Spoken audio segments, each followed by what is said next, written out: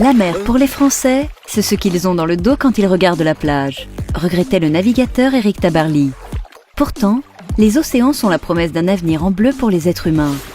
Face à la raréfaction des ressources naturelles terrestres, l'épuisement des sols agricoles et la crise énergétique, les mers recèlent de trésors encore inexploités, et même inexplorés. Nous avons tellement tourné le dos aux océans qu'on connaît mieux la Lune ou Mars que les fonds marins, déplore l'Organisation hydrographique internationale.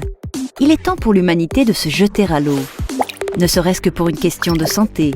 Savez-vous où les chercheurs ont, par exemple, pêché l'AZT, cet antirétroviral actif contre le sida?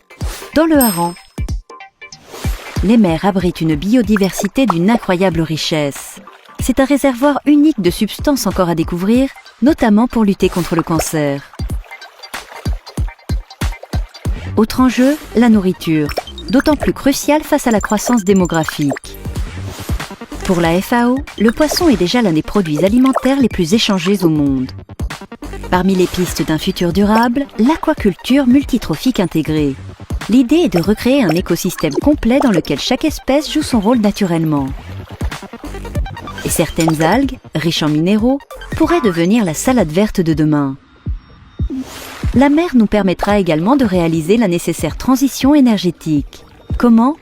Grâce aux énergies marines renouvelables, via les usines marémotrices ou les éoliennes offshore.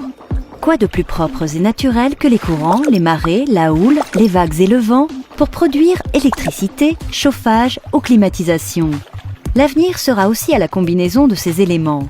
Par exemple, des flotteurs captant l'énergie des vagues et des éoliennes flottantes. Les mers abritent également des réserves minérales, cuivre, manganèse, platine, cobalt, etc.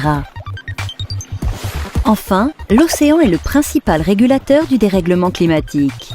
Selon le CNRS, l'océan absorbe 93% de l'excès de chaleur dû aux émissions de gaz à effet de serre rejetées par l'homme dans l'atmosphère. Face aux défis climatiques à venir, ce piège à carbone sera d'autant plus essentiel.